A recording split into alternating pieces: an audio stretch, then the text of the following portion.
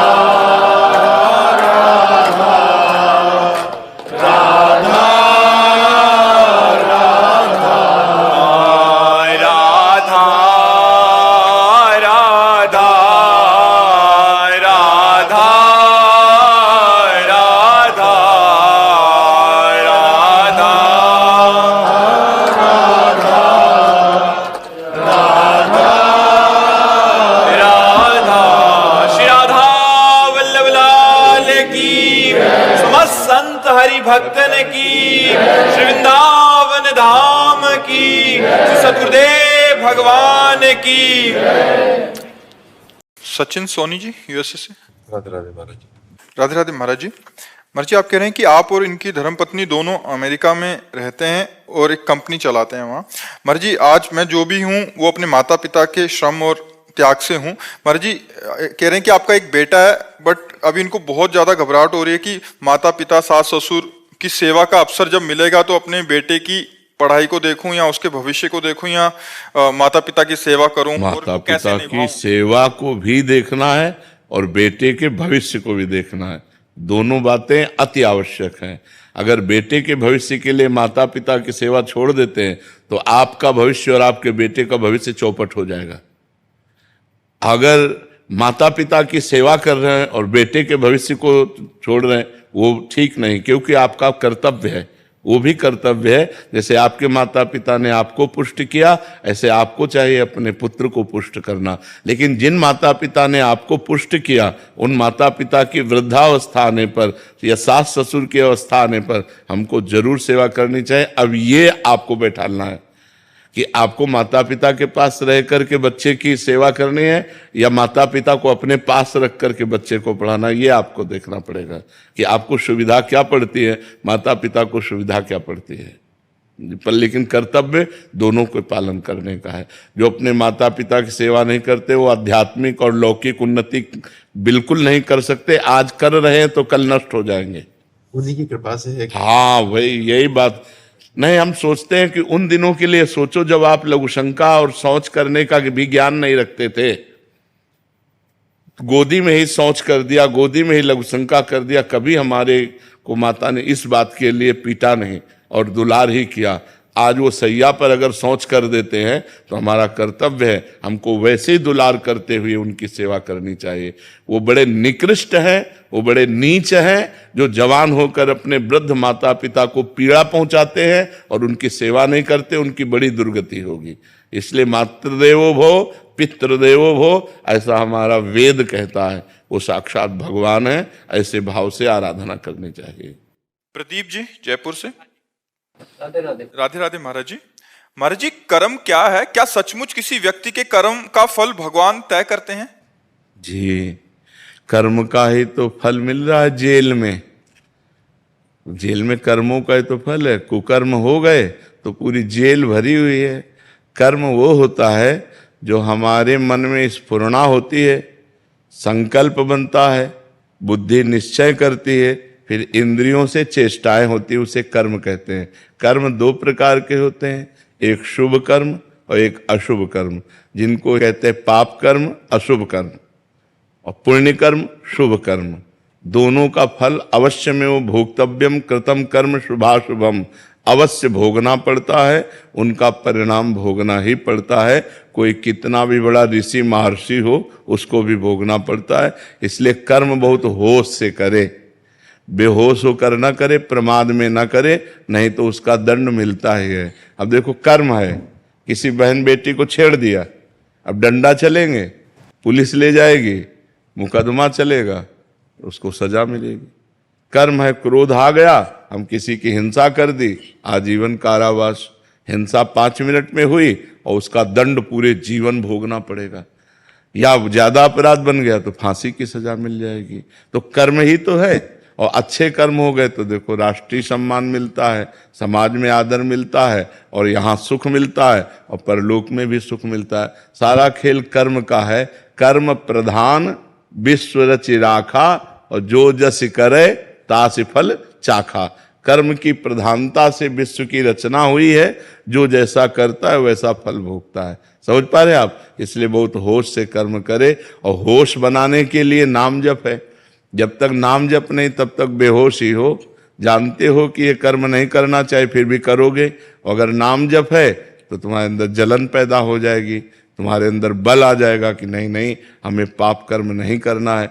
सब कोई जानता है पाप कर्म किसे कहते हैं और पुण्य कर्म किसे कहते हैं। भगवान ने इतना ज्ञान सबको दिया है। और जब कोई कर्म करने चलता है तो भगवान अंदर से प्रेरणा करते हैं, ये गलत है, मत करो। लेकिन हम लोग इतने मलिन स्वभाव के हैं कि अंदर की बात को न मानकर और कर्म कर बैठते हैं, और बाद में सोचते हैं कि यार हृदय में तो आया था, पहले अंदर आया था कि यार ना करें, पर यार अब कर दिया, तो फिर अब भोगना पड़ता है। इसलिए कर्म बहुत संभाल करके। वर्तमान में कभी किसी सत्कर्म का विपरीत फल मिले तो इसका क्या अर्थ समझ? नहीं, सत्कर्म का विपरीत फल मिलता ही नहीं है, वो आगे मिलेगा। हाँ, जैसे हमने आज सत्कर्म किया और आज हमको कष्ट मिल रहा है, तो ये हमारे सत्कर्म का नहीं मिल रहा, ये हमारे पूर्व पाप कर्म का मिल रहा है। आज जो सत्कर्म किया है, आगे फसल, आगे हमें ये सुख देगा। लेकिन आज हम अच्छे से चल रहे हैं और दुख भोग रहे हैं, तो इसका मतलब है पूर्व के पाप हमें दंड दे रहे हैं, और अभी का जो अच्छा कर्म है वो हमारा भागवतिक बैंक में जमा हो रहा है, जो हमें आगे प्राप्त होगा। जैसे किसान की फसल तुरंत अन्न नहीं दे देती, कई महीने लगते हैं, ऐसे बड़ी सरकार है हमारी तो बहुत लेट नंबर आता है। जैसे अभी है तो मुकदमा कई वर्ष नहीं चलता, किसी केस का कहो मुकदमा सालों चलता रहे, कहो 10 साल चलता रहे। कभी कभी तो उतनी जितनी सजा भोगनी होती है उतना तो मुकदमा में वो जेल में बंद रहता है। तो ऐसे ही भगवान की बहुत बड़ी अदालत है, अनंत ब्रह्मांडों के जीवों का हिसाब है।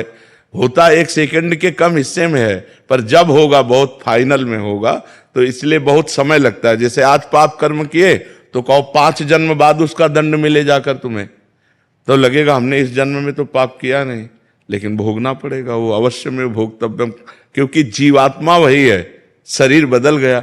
जैसे कोई क्रिमिनल हो और वो पैंट शर्ट पहनता हो, फिर धोती कुर्ता पहनने लगे, या वो सलवार कुर्ता दुपट्टा धारण करने लगे, तो पहचानने वाला तो पहचानता है वही क्रिमिनल है।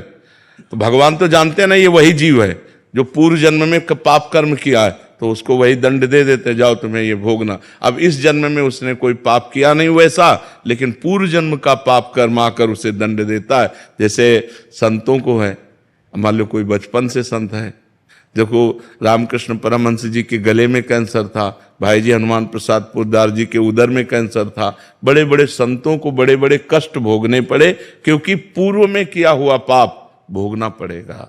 भगवान को भी भोगना पड़ा, वो कानून से अलग नहीं रहते।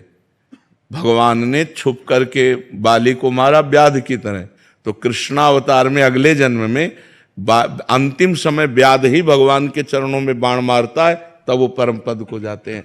तो ये कानून है। तो भागवतिक जो कानून है वो एक राय भर नहीं बख्शता।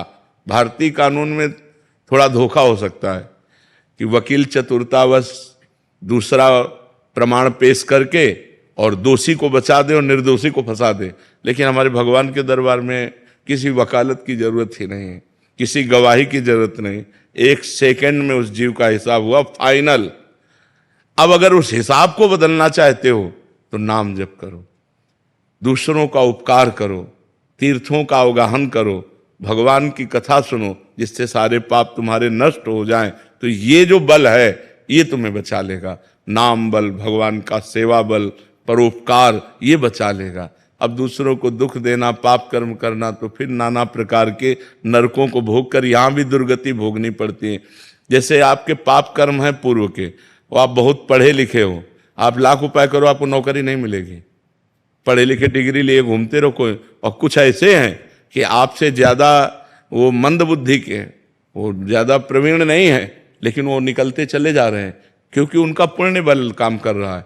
तो यहाँ पुण्य बल, अगर सुख चाहते हो तो पुण्य करो, चाहते सुख हो और करते पाप हो तो पाप का परिणाम दुख मिलता है। शराब पी रहे हैं, गंदी बातें बोल रहे हैं, गंदे आचरण, एक एक चीज का फल है आपका। अगर आप बातें बोल रहे हो तो उसका भी फल है। मनुष्य जीवन कर्मयोग के लिए भेजा गया है। आप 1 मिनट भी फ्री नहीं हैं। आप 1 मिनट में जो करेंगे, आपके अंदर ही मन में बैठे हुए चित्रगुप्त तुरंत लिख रहे हैं।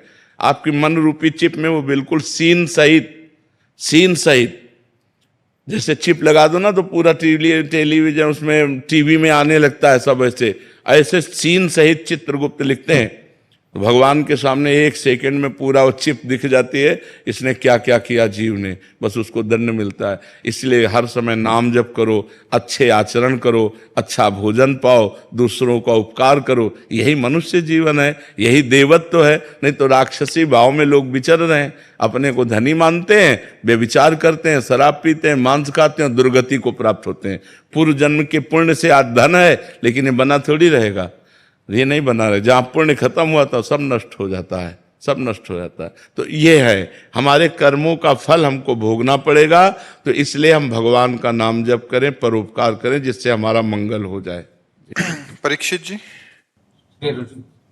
श्री हरिवंश महाराज जी। महाराज जी, आप जब भी कोई मुसीबत आती है, डर लगता है, तो आपका ख्याल आता है, उससे लगता है कि उस डर को मैं भगा दूंगा और भाग भी जाता है। आपके समक्ष आकर पुनः आपको देखकर खुद को ताकतवर बना लेता हूँ महाराज जी, सभी डरों को पराजित कर लेता हूँ। लेकिन ये डर लगता है कि यदि कल आप नहीं रहे, किसी से शक्ति लूंगा मैं, कौन मुझे संभालेगा। अब ये समस्या तो बड़ी भारी है ही क्या, ये समस्या तो बड़ी भारी है ही, क्योंकि ये मृत मरण धर्मा शरीर है और रोग ग्रसित है। तो अब इतने भारी रोग से ग्रसित है ना कि इसको कहा नहीं जा सकता कि ये कल चलेगा।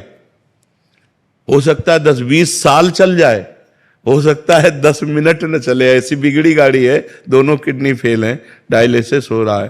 तो अब ये तो है ही है कि जब तक सानिध्य है तब तक।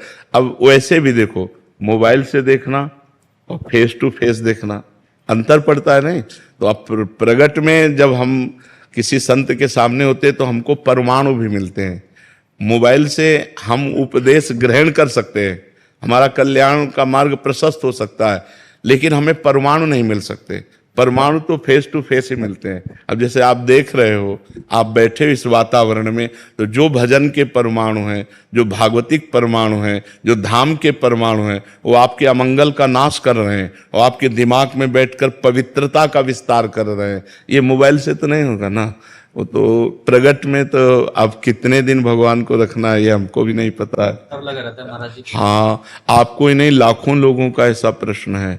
लाखों, कई लोग तो रो के बोले ऐसा। और आपका जैसा प्रश्न है, ऐसा हमारा भी प्रश्न है कि हम अपने गुरुदेव से संचलित हैं। अगर कल मुझे पता चले कि मेरे गुरुदेव अंतर्ध्यान हो गए, तो जैसे प्राण निकल गए ऐसा शरीर रह जाए, फिर क्या रह जाए। गुरुदेव बैठे हैं तो इतना साहस है कि हमारे गुरुदेव है ना। तो गुरुदेव एक बल है, गुरु एक तपस्या भजन उसका बल है। अगर वो मान लो, ये तो आपकी श्रद्धा से हो रहा है, और वो अगर संकल्प कर ले, मान लो आप श्रद्धावान हो रहे तो आपकी बैटरी चार्ज हो रही, और अगर वो अपनी तरफ से संकल्प करके आपको दे दें तो आप तो महाबलशाली हो जाएंगे। तो ये बात होती है कि प्रगट तभी तो होता है कि सौभाग्य है कि प्रगट में संतों का संग मिले। नहीं तो जब संत चले गए तो फिर उतना बात का प्रभाव भी नहीं रहता। जैसे हम हैं, तो मोबाइल में उतना प्रभाव भी पड़ रहा है। और जैसे हमारा शरीर न रहे तो अभी वो सब ऐसे हो जाएगा, फिर उसका वो प्रभाव नहीं पड़ेगा, उतना प्रभाव नहीं पड़ेगा, वो धीरे धीरे धीरे धीरे सब शांत हो जाएगा। तो प्रगट में जब तक संत रहते हैं तब तक धूम मची रहती है, जहां वो अंतर ध्यान हुए तो धीरे धीरे माया धूल डाल देती है उनके प्रभाव में, उनकी वाणी में, उनके। तो जब तक महापुरुष प्रगट में रहते हैं तब तक विशेष प्रभाव रहता है, और जब अंतर ध्यान हो जाते हैं तो धीरे धीरे माया फिर धूल डाल देती है अपनी, और उनका प्रभाव अंतर ध्यान हो जाता है। पर जो श्रद्धालु हैं, श्रद्धापूर्वक उनकी बात को मानते हैं, वो आजीवन उनकी बात पर मानकर उनका प्रगट अनुभव करते हैं। प्रगट अनुभव, जैसे नारद जी हैं तो है सृष्टि में तो हैं, पर हमारे सामने नहीं। अब हम अगर नारद जी की बात मानते हैं और नारद जी की भक्ति करते हैं तो हमारे सामने भावना में आने लगते हैं कि बीणा लिए नारद जी ऐसे हैं, भावना में आने लगते हैं। मतलब भावना में वो आए, वो केवल कल्पना नहीं है, वो हमारी भावना में आए। तो जैसे प्रेमानंद, अब आप बात प्रेमानंद की मान रहे हैं तो आपकी भावना में प्रेमानंद आएंगे, वो झांकी आएगी, क्योंकि भगवान ही प्रेमानंद है। ये शरीर प्रेमानंद थोड़ी है, प्रेम और आनंद तो भगवान ही है ना। तो वही आएंगे, वही तुम्हारी रक्षा करेंगे और वही आपको सपोर्ट करते रहेंगे। ये शरीर तो लिमिट समय का, आप कितना समय ये हमको भी नहीं पता है, आप कितने मिनट का है, कितने घंटे का या कितने वर्ष का, इसका कुछ पता नहीं, आपका भी नहीं पता है। नहीं, इसका बड़ा विचित्र खेल है। बीमार बैठे रहते, स्वस्थ चले जाते हैं। ये भाई, ये भगवान की बड़ी विचित्र लीला है। तो आप चिंता न करो, हम तुम्हारे साथ हैं, चाहे ऐसे चाहे वैसे, ठीक है। दिनेश खारी जी, राजकुमार जी, दोनों का महाराज जी एक जैसा प्रश्न है। महाराज जी, आप कह रहे हैं कि कभी कभी मेरा मन नाम जप करते समय इधर उधर भटकता है और कभी कभी मुझे नाम जप करते हुए नींद आने लगती है, तो महाराज जी ऐसे में क्या करूं? दोनों बातों में सावधानी रखनी है। जब हमारा मन नाम को छोड़ करके जहां जाए वहां से हटाकर नाम में लगाना है। ये सबका प्रश्न है, लगभग ये सबका प्रश्न है कि मेरा मन जब भजन में हम बैठते हैं तो भागता है। ये अर्जुन जी से लेकर बड़े बड़े साधकों का प्रश्न है। तो जहां जहां मन संसार में जाए वहां से हटा करके हम नाम में लगाएं, या जहां जहां संसार में जाए वहां हम भगवान को देखने की चेष्टा करें। इस वस्तु के रूप में भगवान, इस व्यक्ति के रूप में भगवान, इस स्थान के रूप में भगवान, क्योंकि भगवान के सिवा कोई नहीं है। इससे हमारा मन शांत होने लगेगा। जहां जहां जाए वहां से हटा के नाम में लगाना, या जहां जहां जाए वहां भगवान को देखना। और तीसरी बात, अगर हम कुछ नहीं कर पा रहे हैं तो नाम पर ध्यान दें।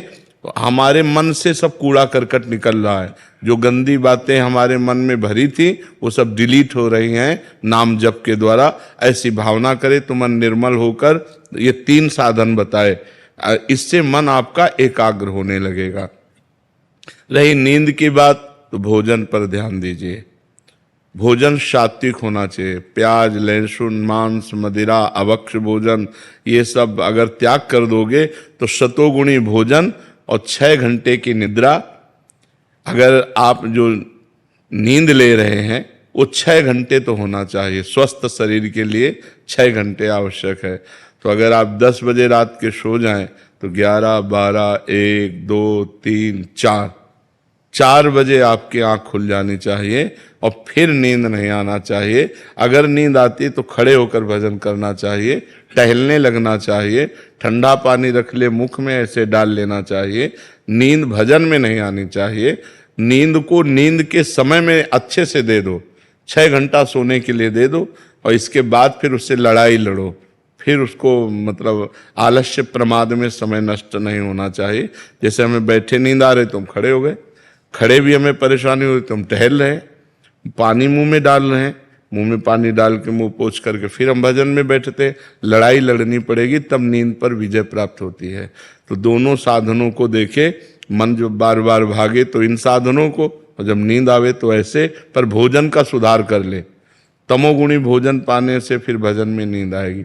बासी नहीं पाना, बहुत लाल मिर्च नहीं पाना, बहुत तेल के नहीं पदार्थ पाने, और ये अभक्ष्य पदार्थ जो त्याज्य है उनको नहीं पाना। इससे सतोगुण बढ़ेगा, सतोगुण से नींद नहीं आएगी। नींद आती है तमोगुण से। निद्रा आलस्य प्रमादोत्तम तत्तामस मुदाहरतम। तमोगुण से ही नींद, आलस्य और प्रमाद की उत्पत्ति होती है, वही हमें परेशान करता है। तो सतोगुणी भोजन पावें और थोड़ा भोजन पावें। अब दबा के यहां तक भोजन पाया तो फिर तमोगुण तो हो ही जाएगा। अगर हमारा 8 रोटी से काम चलता है तो हम 5 रोटी में लावें धीरे धीरे। वैसे 24 घंटे में शोध किया गया तो 400 ग्राम अन्न से भरपूर स्वस्थ जीवन चल सकता है। पर अपने देखो किलो 2 किलो तो एक बार में हो जाता है, सब्जी दाल और सब मिला के खान पान। अब पानी चाहिए, जैसे हम 1 किलो अन्न पाए तो हमें 2 किलो पानी चाहिए, उसमें डबल पानी तो हमें चाहिए ना। और फिर वायु के लिए जगह चाहिए, पेट में थे, अब पेट में दबा के अन्न ही भर लिया, फिर पानी तो ऊपर सांस फूल रही है और भजन में मन नहीं लगेगा, प्रमाद स्थिति। अल्पाहार, थोड़ा भोजन पाए, अच्छे से जल जितनी आवश्यकता है 3-4 लीटर 24 घंटे में तो जल चाहिए ही, और वायु के लिए जगह खाली रहनी चाहिए, तो साधक साधना कर सकता है। नहीं तो अब होड़ लगाकर भोजन पाने वाले हैं कि हम तो फिर भजन नहीं होगा। जिसका भोजन नीरस उसका भजन सरस, और जिसका भोजन सरस उसका भजन नीरस। पक्की बात समझ लो, भोजन में बेस्वाद पाना चाहिए, दाल रोटी सब्जी उसमें कोई स्वाद, लेकिन स्वाद नाम में लेना चाहिए, राधा राधा राधा, तब स्वाद आएगा। अब अभी तो भोजन और भोग ये दुई पिंड नहीं छोड़ रहे, रसेंद्री और जनेंद्री के भोग यही पिंड नहीं छोड़ रहे, तो खूब नाम बढ़ाओ आगे, धीरे धीरे ठीक हो जाएगा। श्री हरिवंश महाराज जी, आपके चरणों में कोटि कोटि प्रणाम। महाराज जी, आपकी कृपा से आपके बताए हुए मार्ग पर चलने की कोशिश कर रहा हूँ, लेकिन महाराज जी कोई भी संकल्प 15 से 20 दिन से ज्यादा उसका पालन नहीं कर पाता। उसका कारण है ब्रह्मचर्य की हीनता। आगे वही लिखा कि मतलब बार बार गिरा देती है ये काम वासना। तो महाराज जी जीवन मतलब मेन पॉइंट जो है वो ब्रह्मचर्य खंडन है। अगर थोड़ा ब्रह्मचर्य पर ध्यान दे दीजिए तो दिनचर्या ठीक हो जाएगी। ब्रह्मचर्यहीन पुरुष की कभी एक दिनचर्या नहीं चल सकती, ये पक्का नियम है। और ब्रह्मचारी की दिनचर्या में कभी फर्क नहीं पड़ सकता। इसलिए कोशिश करो नाम जप करते हुए, पवित्र आहार अल्पाहार लेते हुए, कुसंग का त्याग करते हुए, मोबाइल से या व्यक्ति से कुसंग न होने पावे, शास्त्र विरुद्ध संग न होने पावे, और अपने हाथ से कोई ऐसे आचरण न करे, तो फिर ब्रह्मचर्य का पोषण जरूरी है। परमार्थ में चलने के लिए ब्रह्मचर्य अति आवश्यक है। यदि चाहे वो गृहस्थ ही क्यों ना हो, तो गृहस्थ का मतलब थोड़ी कि रोज पे विचार करो, नहीं, एक उसमें भी मर्यादा है। शास्त्र में वर्णन है कि मासिक धर्म के होने के 1 सप्ताह बाद पवित्र होने पर संतानोत्पत्ति के लिए गृहस्थ धर्म में लिखा हुआ है 1 महीने में एक बार संतानोत्पत्ति के लिए मासिक धर्म के 1 सप्ताह बाद बकाया ब्रह्मचर्य रहे। तो गृहस्थ में भी ब्रह्मचर्य की आवश्यकता है। ऐसा थोड़ी कि मनमानी आचरण तो फिर नष्ट हो जाएगा, क्योंकि जीवनी शक्ति है ब्रह्मचर्य, वो जब तक ठीक नहीं रहेगी तब तक ठीक नहीं रहेगा। तो ब्रह्मचर्य पर सुधार करो। क्यों भाई? हाँ, मतलब कोशिश पूरी करते हैं महाराज जी, लेकिन 10 दिन एकदम अच्छे से रहेंगे। हाँ। फिर कभी कभी ऐसा हो जाता है कि एक बार गलती हो जाती है तो पूरा चीज हाँ हो जाता है, हो जाए, वो मन खिन्न हो जाएगा, मन हार जाएगा, फिर उत्साह नहीं रह जाता। वो आपका ही नहीं सबका होता है। तो जो हमारे उत्साह को नष्ट करे, भगवत प्राप्ति के मार्ग में उत्साहहीनता पैदा कर दे, उसके प्रति तो बुरा भाव आना चाहिए ना। धिक्कार है हमारे जीवन को, जो मैं ऐसे गिर जाता हूँ, अब नहीं गिरूंगा, फिर चलो, फिर अगर गिर जाओ तो फिर अंदर से क्लेशित हो, फिर तो एक दिन आप ऐसा आएगा क्रॉस कर जाओगे। और अगर आप हार गए तो फिर परमार्थ से भ्रष्ट कर देगा। जब हमसे गलती हो जाती है तो सीधा हमारे परमार्थ पे अटैक होता है। जो हमारी साधना चल रही होती है वो शिथिल हो जाती है कि यार अब क्या करें, अब तो फेल हो गए। नहीं, हम फिर कमर कसें, फिर आगे बढ़ें। 1000 बार फेल हो जाए तो 1000 बार हम प्रयास करें। ये मनुष्य जीवन को हम व्यर्थ नहीं जाने देंगे, हम इसे भगवान की प्राप्ति करा के ही रहेंगे। समझ रहे हो ना? हारो मत। जब आपका साधन आगे बढ़ जाएगा तो ये सब प्रपंच छूट जाएगा। अभी साधन ही लड़खड़ा रहा है, बार बार साधन टूट रहा है। 10-5 वर्ष एक रस साधन चल जाए वही सिद्ध हो जाएगा।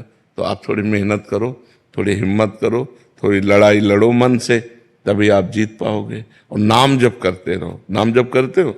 हाँ, नाम जप करते रहो और लड़ाई लड़ते रहो। ये लड़ाई है बहुत बड़ी लड़ाई, पूरे विश्व को चौपट किए यही मन, पूरे विश्व को चौपट किए। मनमानी आचरण भोग बस इसी में लगाए हुए, परमार्थ ऐसे चढ़ाई और पतन ऐसे है। तो चाहे जैसे जल को छोड़ो तो नीचे की तरफ सद से चला जाएगा, लेकिन ऊपर की तरफ चढ़ाना है तो यंत्र की जरूरत पड़ेगी। ऐसे ही मन को छोड़ो भोगों में चला जाएगा, लेकिन ऊपर चढ़ाना है तो नाम और मंत्र की जरूरत पड़ेगी। जितना नाम और मंत्र जप करोगे उतना ही मन ऊर्ध्वगामी होगा, और जितना आप छोड़ दोगे उतना ही अधोगामी हो जाएगा। इसलिए खूब नाम मंत्र जप करो, और शास्त्र के अनुसार जो निषेध है उसका संग मत करो। पराई बहन बेटी का संग मत करो, मोबाइल से गंदी बातें मत देखो, गंदे लोगों का संग मत करो, गंदे विचारों को अंदर जब आए तो उनको काटो नाम जप के द्वारा, कोई गंदी क्रिया ना होने पावे, तब जाकर हम आगे परमार्थ में बढ़ते हैं। महाराज जी नाम जप करते करते कब नाम छूट जाता है और कब गलत चीज में लग जाते हैं महाराज जी, इसका पता नहीं। हाँ, एकाग्रता भी समझ नहीं पाई ना, नहीं तो 1 सेकेंड की भी हरकत को पता चल जाता है मन की। जब आप एकाग्र होंगे ना, अंतर्मुख होंगे, तो 1 सेकेंड के अब मन गया। अभी प्रमाद स्थिति है, इसलिए अभी मलिनता है, इसलिए पकड़ नहीं पाते हो, और नाम बढ़ाओ। फिर भी अपने को सौभाग्यशाली मानते हैं कि आपका सानिध्य प्राप्त हुआ, नहीं तो पूर्व कर्म तो बिल्कुल मतलब कब के खत्म हो चुके होते महाराज। हाँ बिल्कुल, नहीं आप हिम्मत करके चलो, जीतना है, हारना नहीं। ठीक है, आप हिम्मत करके चलो। श्री हरिवंश महाराज जी, महाराज जी आपके चरणों में कोटि कोटि प्रणाम। महाराज जी आपकी सत्संग और भगवत कृपा से हम सच्चे मन से आध्यात्मिक मार्ग में अग्रसर होना चाहते हैं, परंतु जितने आगे बढ़ना चाहते हैं उतना ही आध्यात्मिक प्रतिकूलता, भ्रांति, द्वंद आदि बाधाओं से परास्त होकर आगे नहीं बढ़ पा रहे। ना ही जहां हैं वहां रह सकते हैं, ना ही मार्ग से पीछे हटना चाहते हैं। आपके श्रीमुख से सुना है कि देखो, सबसे खास बात समझ लो, चाहे जिस मार्ग का पथिक हो, चाहे ज्ञान मार्ग का, चाहे योग मार्ग का, चाहे भक्ति मार्ग का, तेषाम शतत युक्तानाम भजताम प्रीति पूर्वकम ददामि बुद्धि योगम तम येन माम उपयांति ते।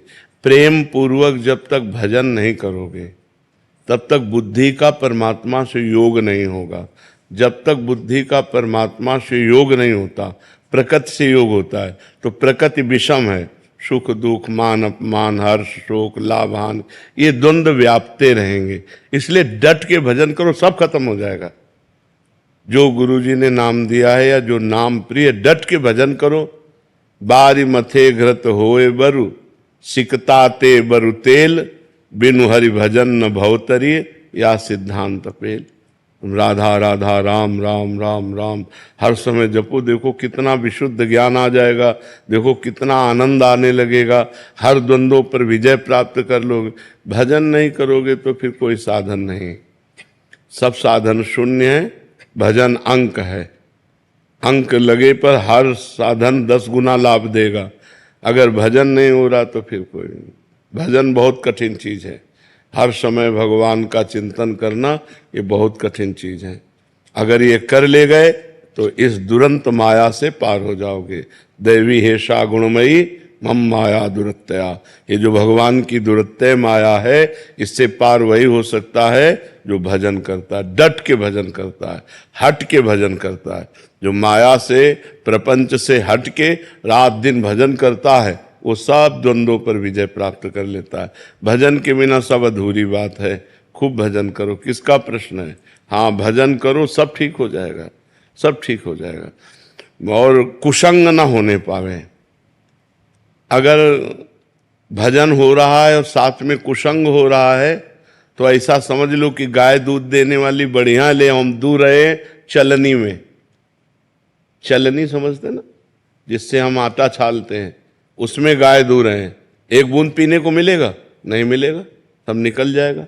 तो आप नाम जप कर रहे हो, भक्ति कर रहे हो और व्यभिचार कर रहे हो, गंदे लोगों का संग कर रहे हो, गंदे दृश्य देख रहे हो, गंदी बातें कर रहे हो, तो चलनी में गैया दुहे और दोष दैव को दे, हरिगुरु कहो न मानई अपनो ही फल्ले। वो मानो गाय को चलनी में दूरा कह रहा हमारे भाग्य में दूध नहीं लिखा है, कि पात्र बदल दे, पात्र सही पात्र में दूध तो तुम्हारा भाग्य भी हो जाए। भाग्य से भजन नहीं होता, भजन करने से भजन होता है। भाग्य में भजन नहीं लिखा, भाग्य में 2 ही बातें लिखी, शुभ और अशुभ कर्म। पाप और पुण्य, उसका फल सुख और दुख, बस इतना ही लिखा है। जो नवीन कर्म करने के लिए हमें मानव देह मिला है, इसमें हम भाग्य को नहीं कोसते, इसमें हम इतने प्रवीण बनते हैं, इतने बलवान बनते हैं, रौंद दो भाग्य को और नए भाग्य की रचना करो। मनुष्य शरीर नए भाग्य की रचना के लिए मिला है, पुराने भाग्य से बर्बाद होने के लिए नहीं मिला। अब भजन नहीं हो, लोग कहते हैं जवानी में भजन करने के, जवानी कोई भजन करने की है क्या? जवानी ही भजन करने की है। अच्छा, बुढ़ापे में सोच भी लोगे तो क्या कर पाओगे? जवानी में सोचा और क्रिया में उतर गए। तो अगर नाम जब चलता होता, यार नहीं, दूसरों को बचाओ और खुद बचो, और अगर अपनी बुद्धि ठीक नहीं है, भजन परायण नहीं है, तो दूसरों को भी कष्ट देगी और खुद नरक भोगेगी, कष्ट भोगेगी। इसीलिए हम कहते हैं अध्यात्म के बिना मनुष्य राक्षस है, राक्षस रूप नहीं है, चिंतन राक्षसी हो जाता। तो बहुत होश में, और ये होश बिना भजन के नहीं। अगर भजन करोगे तो होश में रहो, डर लगेगा। आपका चेहरा आ जाता है महाराज जी की, महाराज जी ने ये कहा है, हाँ, ये नहीं कहा। हाँ, कल हमसे एक प्रश्न कर रहे थे कि जवानी में भजन करने की क्या आवश्यकता है? जवानी में ही है, क्योंकि इस समय उद्दंडता, बल, इंद्रियों में सब कुछ रहता है, हम कंट्रोल कर सकें अपने को। अब हमारी बुद्धि ड्राइवर है हमारे जीवन की। अगर बुद्धि शुद्ध है तो सही मार्ग पे चलेगी, और बुद्धि अशुद्ध है तो एक्सीडेंट करवा देगी, कहीं ना कहीं कोई न कोई घटना करवा देगी, पूरा जीवन बर्बाद हो जाएगा। इसलिए नाम जप करो। समस्याओं का समाधान भगवान है, इंसान नहीं है। भगवान हर समस्या का समाधान है। वो कर तुम अकर तुम अन्यथा कर तुम सर्व समर्थ है। भगवान को लेकर चलो। अब आप बड़े गर्व से घर से निकले, लौटोगे कि नहीं क्या भरोसा? घर से निकलो भगवान का चिंतन करते हुए, भगवान का स्मरण करते हुए। वो बचाएंगे, वो आपकी रक्षा करेंगे। इसका नाम मृत्यु लोक है, बड़ा भयावह है। कब कहाँ कौन सी घटना हो जाए कुछ पता नहीं है। आप किनारे किनारे रोड के जा रहे हो, गाड़ी बहकी हुई आ रही, आपको रौंद के चली गई। वो नाम जप है भगवान का, वो रक्षा कर लेंगे। करो सदा तिनके रखवारी, जिम बालक राखे महतारी। जैसे बच्चे की रक्षा माँ करती है, ऐसे भगवान कहते हैं मैं अपने भक्तों की रक्षा करता हूँ। तो इसलिए भक्त बनो, नाम जप करो, भगवान की आराधना करो, और जब कोई ऐसी गंदी घटना करने का मन आवे तो चिंतन करो परिणाम का, कि परिणाम क्या होगा। नहीं भाई नहीं, थोड़ी देर के लिए भाग जाओ, वहां से हट जाओ, अपने मन को शांत कर लो, नहीं तो ऐसी क्रिया करवा देगा, पूरा जीवन बर्बाद हो जाएगा। बहुत शांति से चलने के लिए मनुष्य जीवन मिला है, बहुत आनंद प्राप्ति के लिए। अनिकेत सिंह जी मुंबई से। राधे राधे। राधे राधे महाराज जी। महाराज जी, इनका जैसे आप कहते हैं कि संसार दुखालय में, कोई भी किसी का साथ नहीं था, ये कह रहे हैं कि मैं किसी की भी मदद करता हूं तो मदद लेने के बाद वो इंसान मतलब बदल सा जाता है, फिर उसका भाव अलग से दिखते हैं। महाराज जी, ऐसे में मदद करूं आगे, या किसी के यहाँ मदद करना? देखो, मदद करो इंसान से, बदले में कुछ चाहो मत, भगवान से चाहो। इनको तुमने 500 रुपया दिया, उसका हिसाब मालिक देगा, इनसे नहीं लेना। इनसे इच्छा मत करो कि लौटकर आपको थैंक यू बोले, नहीं, ऐसा नहीं। विपरीत हो जाते हैं। हाँ, हो जाने दो ना, हमें उससे कोई लेना देना नहीं। हमने परोपकार किया, इसका फल भगवान मुझे देंगे, इंसान क्या देगा? उसको तो आपने स्वयं दिया है, वो उससे लौटकर आप क्या चाहते हो? नहीं, यही हमारी कमजोरी है अध्यात्म में, यही हमारी कमी है कि हम दूसरों को जब सुख देते हैं, जैसे वस्त्र, भोजन, रुपया, पैसा, सहयोग जो भी देते हैं, उसके बाद में हम चाहते हैं कि वो हमसे नम्र रहे, वो हमसे कृतज्ञ रहे, वो हमें प्यार करे, वो हमारा सम्मान करे। लेकिन नहीं करेगा, क्योंकि वो माया के द्वारा प्रेरित है, वो नहीं करेगा। ज्यादा आप उपकार करोगे तो आपको बुद्धिहीन समझेगा। लेकिन आपको अपनी स्थिति में रहना है कि इस व्यक्ति के आचरण से या इस व्यक्ति के व्यवहार से मुझे दुखी नहीं होना, क्योंकि मैंने जो उपकार किया परमात्मा उसका मुझे हिसाब देगा। मुझे ये क्या देगा हिसाब? तो परोपकार का हिसाब परमात्मा देता है। तो हमें परमात्मा से लेना है या व्यक्ति से लेना है? अगर व्यक्ति को आपने पानी पिलाया और हाथ जोड़कर बोल दिया धन्यवाद आपने पानी पिलाया, तो हो गया आपका पानी पिलाने का हिसाब। और अगर वो चला गया तो पानी पिलाने का हिसाब ठाकुर जी देंगे। जब भगवान देंगे तो बहुत ज्यादा देंगे। तो हमको व्यक्ति से धन्यवाद लेने से क्या मतलब है? हम तो वो मनाएंगे कि वो हमें धन्यवाद न दे, वो चुपचाप चला जाए। हम प्रभु से लेंगे। तो आपको प्रसन्नता रहेगी। जब आप किसी का परोपकार करें और वो आपको प्रतिकूलता दे, आपका अपमान करे, तो आपका परोपकार सरकारी बैंक में जमा हो गया। अब उससे जो लाभ मिलेगा वो बेचारा व्यक्ति क्या दे सकता था आपको, समझ रहे ना। तो वैसे भी देहाती भाषा में कहते हैं नेकी कर दरिया में डाल, कहते हैं नहीं कि अच्छाई करो और दरिया में बहा दिया, मतलब उसकी याद भी मत करो कि मैंने इसके साथ नेकी की थी, तभी वो नेकी फलीभूत होती है। और हम लोग थोड़ा मनुष्य स्वभाव होने के कारण ये चाहते हैं कि यार थोड़ा सम्मान देता है यार, और ऐसा पक्का है तुम्ही को नहीं, कोई भी करे उसको झटका लगता है, उसको झटका लगता है। लेकिन परमार्थ क्या कहता है, तेरे से थोड़ी लेना है, मुझे तो मालिक से हिसाब लेना है, नेकी कर दरिया में डाल। रवि प्रकाश त्रिपाठी जी, वाराणसी। सतगुरुदेव भगवान की जय। श्री हरिवंश महाराज जी। महाराज जी, मनुष्य जीवन के आत्म कल्याण का सबसे सरल साधन क्या है? इंद्रिय और मन को, जो प्रमथन स्वभाव वाली इंद्रियां हैं, प्रमथन स्वभाव वाला मन है, मथित करके विषयों में लगा देता है। इसको निर्विषय करके परमात्मा स्वरूप में स्थित हो जाना। परमात्मा स्वरूप कोई और नहीं है, आप ही हैं। तत् त्वम आसि, वह तुम ही हो, ये वेद का वाक्य है, उपनिषद का वाक्य है। तत् त्वम आसि, और मैं अपने को भूलकर मनुष्य मान लिया। मनुष्य में अंतःकरण में इतना तन्मय हो गए कि जो मन कहता वो मेरी बात, जो इंद्रियां देखती सुनती बोलती वो मैं कर रहा हूं, ये अज्ञान। अब ये स्थिति है ना कि जो मैं देख रहा हूं तो मैं देख रहा हूं। उस समय ये ज्ञान नहीं होता कि मैं साक्षी हूं, नेत्रेंद्रिय देख रहे, मैं भोग रहा हूं। उस समय ये ज्ञान नहीं रहता कि ये जनेंद्रिय भोग रही, मैं इसका साक्षी हूं। हर इंद्रिय अपना वर्ताव कर रही, लेकिन वो अपना वर्ताव नहीं कर रहे, वो मैं कर रहा हूं। बहुत सूक्ष्मता का ये विषय अगर समझ पाओ तो इंद्रिय वर्ताव कर रही है विषय में, और हम उसे स्वयं मान रहे हैं। मैं भोग रहा हूं, मैं देख रहा हूं, मैं सुन रहा हूं, मैं बोल रहा हूं, मैं कर रहा हूं। आप नहीं कर रहे हैं, आप अकर्ता पुरुष हैं, आप परमात्मा स्वरूप हैं। यही जानना मनुष्य जीवन का परम कर्तव्य है।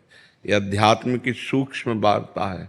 जड़ चेतन ही ग्रंथि पड़ गई, यद्यपि मृषा छूटति कठिनाई। जड़ चेतन की ग्रंथि पड़ गई, यद्यपि झूठी है, कभी पढ़ ही नहीं सकती, पर छूटति कठिनाई। इतना विचित्र हम फंस चुके हैं अंतःकरण में। मन कहता है कि हमको ये दृश्य देखना है, नेत्रेंद्रिय के साथ मिल गया, मुझे ये दृश्य देखना है। अब आप उसको अपना मान लेते हैं, यार मेरे को आज ये देखना है, फंस गए। अब निर्णय नहीं कर सकते कि गलत देखना था या सही देखना था। अगर आप उस समय विवेकवान हैं तो आप मन और नेत्रेंद्रिय दोनों को शासन में लेंगे कि ये गलत दृश्य है, मैं नहीं देखूंगा। ये साधक की बात है। सिद्ध पुरुष तो गलत सही दोनों से ऊपर उठ जाता है। उसके लिए न कुछ गलत है न कुछ सही है। वो न देखता है, न सुनता है, न बोलता है, और देखता सुनता बोलता हुआ भी वो कुछ नहीं करता है। बड़ी दिव्य स्थिति होती है अध्यात्म की। तो मनुष्य जीवन का परम कर्तव्य है भगवत प्राप्ति। हम भजन के बल से अपने अंदर छुपे हुए अज्ञान का नाश करके समस्त इंद्रिय और मन के विजेता बन के भगवान को प्राप्त करें। यही मनुष्य जीवन का लाभ। देखो, लाभ कहते हैं परिणाम को। परिणाम यदि लाभ तो लाभ, और परिणाम यदि हानि तो वर्तमान के लाभ को लाभ नहीं कहते। परिणाम में आइए, जब आपका शरीर छूटेगा तब 5 पैसा नहीं जाएगा आपके साथ, तो परिणाम में तो घाटे में हो गए।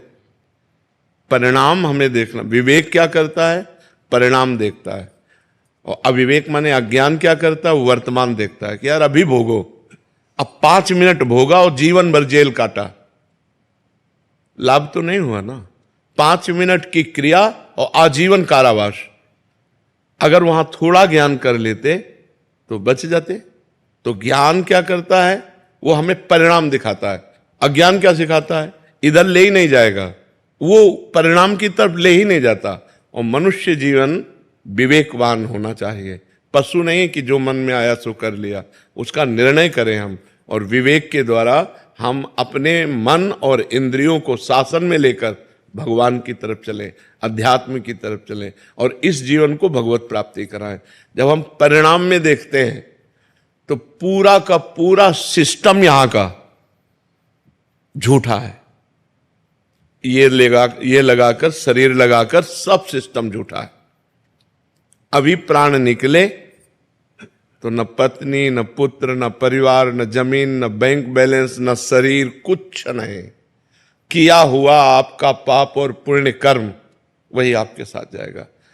अगर हमने इस संसार में रहते हुए भगवान का भजन कर लिया, कोई पाप कर्म नहीं किया और भगवान को प्राप्त कर लिया, तो मानव जीवन का परम लाभ, आप बहुत प्रतापवान होकर दिव्य विमान पर बैठकर भगवान के वैकुंठ धाम की यात्रा होगी। जो राम उपासक हैं साकेत धाम की उपासना हो, शिव है कैलाश धाम की, प्रिया प्रीतम के हैं निकुंज की। ये हुआ परिणाम कि आपका जय हो कहते हुए मंगलमयी यात्रा। नहीं तो दुनिया में लाखों का मेला जुड़ा, हंसा जब जब उड़ा तो अकेला। पूरा जीवन झूठे में गया कि नहीं गया। फाइनल पे आओ। जैसे हम हंसी वाली बात कहें कि किसी आपको ऐसे देश में भेजा जाए जिसमें सब सुविधाएं आपको दी जाएंगी, सब सुविधाएं, खूब कमाओ खाओ मौज लो, लेकिन जब वहां से निकाले जाओगे तो कपड़ा तक उतरा लिया जाए, ऐसे देश में रहना पसंद करोगे? इसी देश में रह रहे हो। शरीर तक उतरा लिया जाता है। ये शरीर जीवात्मा का कपड़ा है, शरीर तक छिलवा ले, जला दिया जाता है, नष्ट कर दिया जाता है। बोलो हम लोग ऐसे देश में रह रहे हैं जिसका नाम मृत्यु लोक है, और राजी है, और जिस कार्य के लिए आए उस कार्य से मतलब नहीं है। कार्य के लिए आए हैं मोक्ष, मुक्त होने के लिए कि आप दोबारा मुझे इस संसार में नहीं, अब भगवान के दिव्य देश में, भगवान के दिव्य राज्य में अगर यहां आए भी तो कर्म बंधन मुक्त होकर के आवे, कर्मों में बंधे हुए नहीं।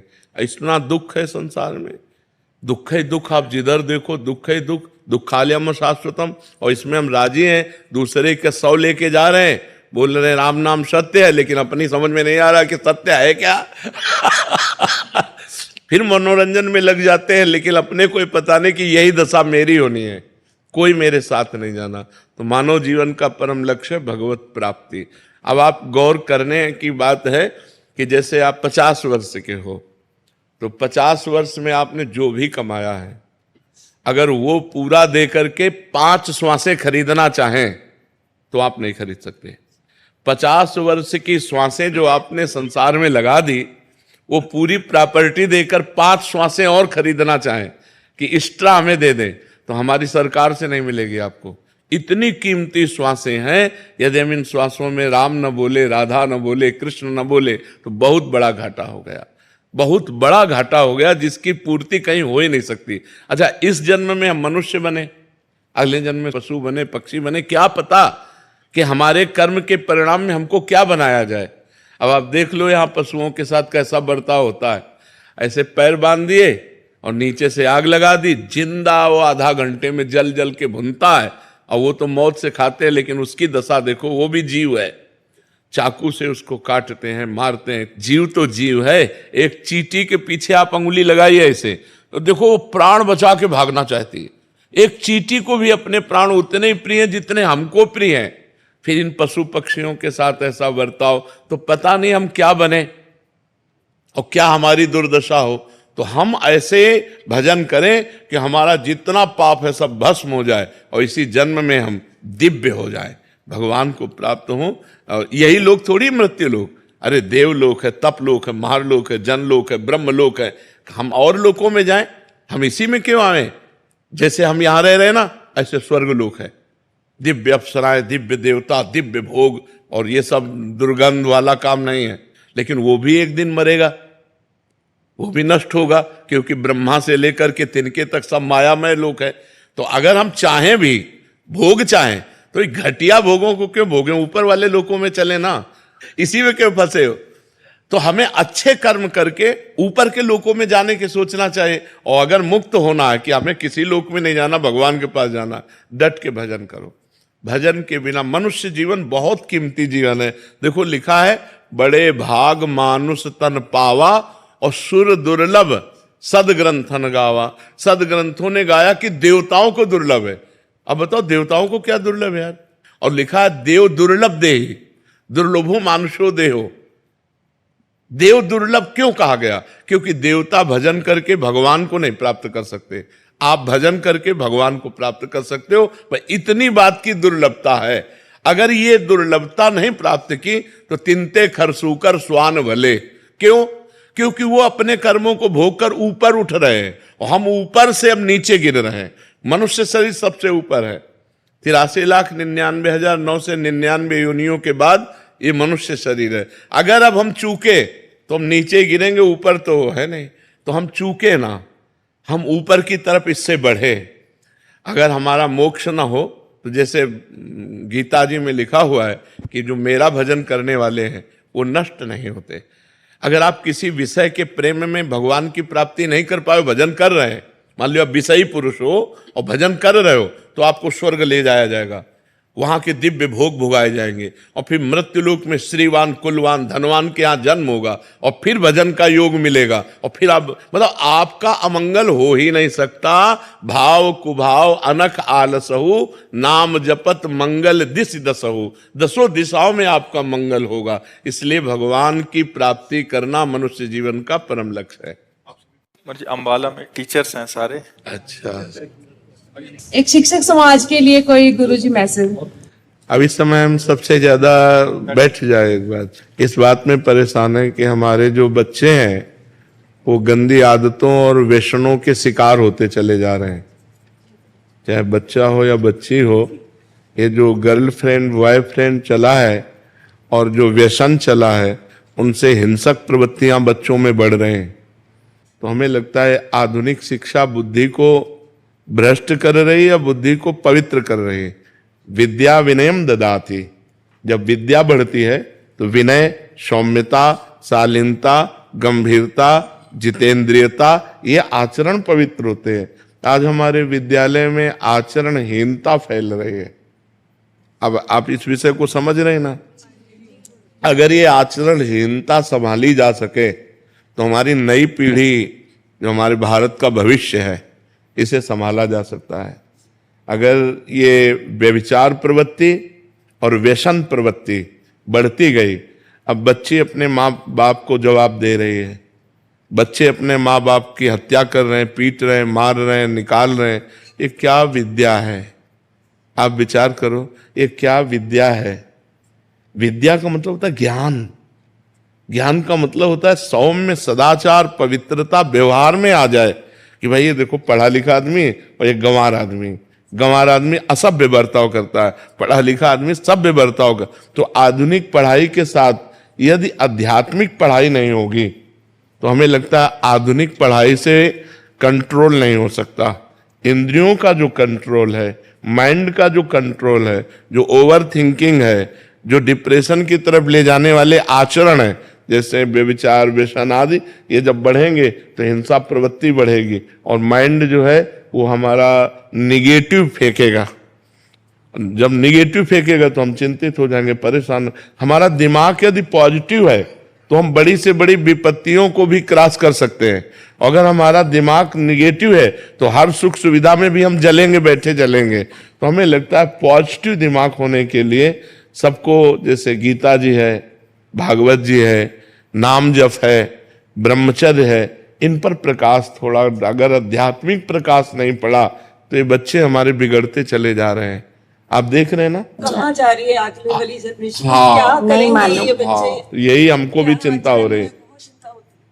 जब हम यहाँ बैठ करके जब प्रश्न करते हैं ना बच्चे, और जब उनकी हालत देखते हैं तो हमें चिंता हो, क्योंकि हम तो संसार में जाते नहीं, लेकिन संसार अपने पास आता है। तो उसकी जब भावनाएं देखते तब लगता है कि अब जो पीढ़ी आ रही है, ये आखिरकार पढ़ लिख कर गृहस्थ बनोगे तो ये क्या पढ़ाई लिखाई है? ये क्या पढ़ाई लिखाई? तुम्हें कम से कम अपने जीवन के परिणाम को तो देख सको। कि हमारा जीवन किस दिशा में जा रहा है, हमारा परिणाम क्या होगा। लेकिन ये विद्या काम नहीं कर रही। तो हमें लगता है आध्यात्मिक विद्या जरूरी है। माता पिता के चरण छूना, भगवान का नाम जप करना, पवित्र आचरण करना, ब्रह्मचर्य से रहना, जब तक ब्याह न हो जाए तब तक ब्रह्मचर्य से रहना, तभी वो आदर करेंगे आपका। अगर नहीं तो आज के बच्चे टीचर का आदर कहाँ करते हैं, कहाँ आदर करते हैं। जो गुरु के पद पर टीचर विराजमान है, बिना अनुशासन के पढ़ाई पूर्ण कैसे हो सकती है। अनुशासन चाहिए, लेकिन ऐसा अधिकार भी छिनता जा रहा है, इसीलिए उद्दंडता बच्चों में बढ़ती चली जा रही। तो हमारी प्रार्थना जहां तक हो सके, आपकी जहां तक पहुंच है, आप बच्चों को चरित्र पवित्रता पर ध्यान दीजिए। आचरण पवित्र रहे, विचार पवित्र रहे, भोजन पवित्र रहे, तो उन्नतशील रहेगा।